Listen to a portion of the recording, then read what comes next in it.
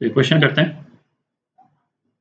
A slab of material of refractive index 2 है ना, ये N2 जो है वो 2 दे रखा है, ये slab refractive index 2 in figure has curved surface APB of radius of curvature 10 centimetre. R इसका नोट कर लेते हैं 10 centimetre and a plane surface CD, ये वाला सरफेस प्लेन है। On the left of APB is air, है ना, ये बाहर एयर ही है और जिसका रिफ्रैक्टिव इंडेक्स 1 अपन ने लिखा हुआ है यहाँ पे। अच्छा, on the right of CD is water और उसका रिफ्रैक्टिव इंडेक्स जो है फिगर में दिया हुआ है। तो रिफ्रैक्टिव इंडेक्स पानी का कितना दिया हुआ है, 4/3 दिया हुआ है। An object is placed at a distance 15 centimetre from pole as shown. ये ऑब्जेक्ट है 15 सेंटीमीटर दूर, ये ग्रीन वाला है ना, ये स्लैब के अंदर ही है object. The distance of the final image of O from P, है ना, P से डिस्टेंस निकालना है इमेज का, as viewed from the left. मतलब हम देख कहां से रहे हैं, हम यहां से देख रहे हैं, ठीक है, हम इधर से देख रहे हैं, तो हमको ये ऑब्जेक्ट कितना दूर नजर आएगा, है ना, ये हमको बताना। तो इस वाले सरफेस पे रिफ्रैक्शन होगा, है ना। अच्छा, एक रफ आइडिया तो अपन लगा ही सकते हैं कि ये ऑब्जेक्ट जो है ये 15 सेंटीमीटर से दूर होगा या 15 सेंटीमीटर से पास होगा। तो डिपेंड करेगा ये वाला सरफेस जो है वो कन्वर्जिंग है कि डाइवर्जिंग है, ठीक है। तो ये ना, ये आपको बिल्कुल क्लियर रहना चाहिए कि, है ना, बिना बहुत ज़्यादा एनालिसिस किए कि किसका रिफ्रैक्टिव इंडेक्स ज़्यादा है, कहाँ कम है ना, और नॉर्मल बना करके और फिर हम देखें कि कन्वर्ज कर रहा है, डाइवर्ज कर रहा है।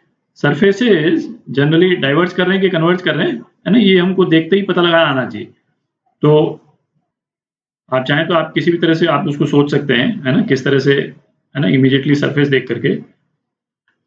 जो तरीका मैं यूज करता हूं उसमें क्या, ये तो अपने को क्लियर ही है कन्वर्जिंग लेंस है, और ये अपने को क्लियर ही है डाइवर्जिंग लेंस है, और ये ऐसे एनवायरनमेंट में पड़ी है जहां पे एनवायरनमेंट का रिफ्रैक्टिव इंडेक्स इनके रिफ्रैक्टिव इंडेक्स से कम है, मतलब जैसे एयर है, ठीक है। इसमें दोनों सरफेसेस जो है कन्वर्जिंग है।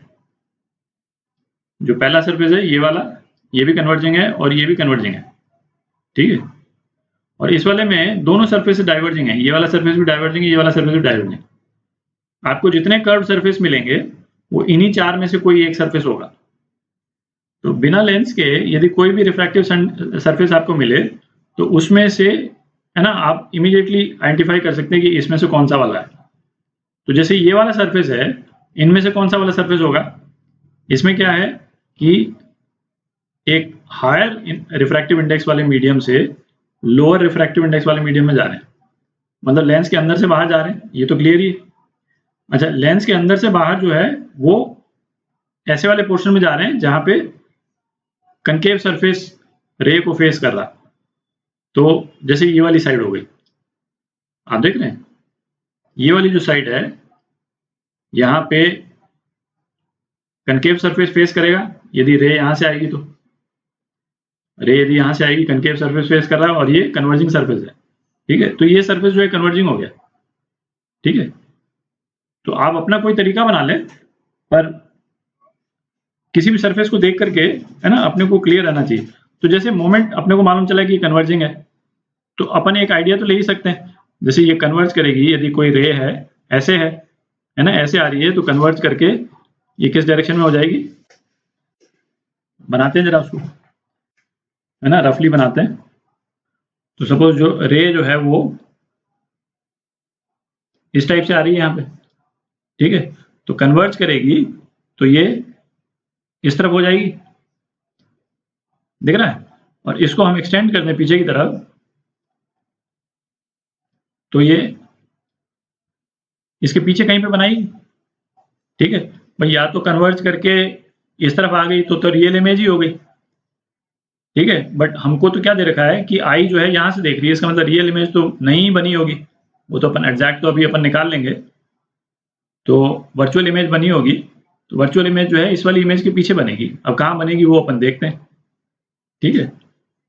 जैसे आंसर को क्रॉस चेक करने का भी एक तरीका हो जाएगा, है ना। यदि अपन ने कैलकुलेशन में कोई एरर कर दिया और अपनी इमेज सपोज यहाँ कहीं बन गई, ठीक है, जो अपना आंसर आया वो 15 सेंटीमीटर से कम आ गया, तो इमीडिएटली अपन कह सकते हैं कि भाई ये आंसर गलत है, कहीं कैलकुलेशन मिस्टेक हुई होगी, ठीक है, अपना आंसर 15 सेंटीमीटर से ज़्यादा आना चाहिए।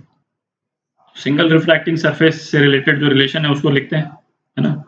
ऑब्जेक्ट जो है वो μ2 के अंदर है, तो μ2 अपॉन ऑब्जेक्ट डिस्टेंस प्लस μ1 क्या है, एयर का refractive index, μa upon image is equal to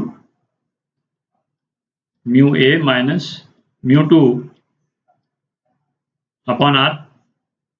ठीक है, वैल्यूज डालते हैं। μ2 कितना दे रखा है, 2 अपॉन ऑब्जेक्ट रियल है ना, इसलिए प्लस लगा रहे हैं अपन, plus 15 plus μa 1 by image is equal to 1 minus 2 upon r। r जो है कनकेव सरफेस पे पड़ रही है रे, तो कनकेव सरफेस पे जब भी रे पड़ती है तो r अपन नेगेटिव लेते हैं साइन कन्वेंशन के अनुसार, तो r कितना हो जाएगा, -10। ठीक है, साइन कन्वेंशन बिल्कुल क्लियर रहना चाहिए। तो I जो है वो कितना आ गया, -30 सेंटीमीटर आ गया, तो -30। ठीक है, -30 का मतलब क्या हो गया, इमेज जो है मतलब यहाँ पे कहीं पे बन रही, स्लैब की कोई थिकनेस तो दी हुई है नहीं अपने को, तो है ना, ये 30 सेंटीमीटर, तो इस आई को इमेज जो है वो 30 सेंटीमीटर दूर दिखेगी। अच्छा, अब ये चीज आपके दिमाग में आ रही होगी, ये स्लैब होने नहीं होने से कोई फर्क पड़ता है क्या? सी, इस स्लैब के होने से कोई फर्क नहीं पड़ता है, क्योंकि इस आई को तो केवल इतना पोर्शन ये देखना है कि रेज जो है वो कहाँ से आती हुई नजर आ रही है। भाई आई को थोड़ी मालूम है कि यहाँ पे स्लैब है या नहीं है ना, उससे फर्क नहीं पड़ता।